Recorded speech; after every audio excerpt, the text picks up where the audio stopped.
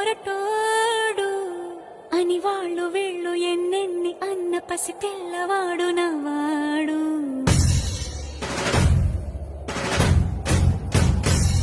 విడుముండోడు అని ఊరు వాడ అనుకున్న గాని మహారాజు నాకు నవ్వాడు.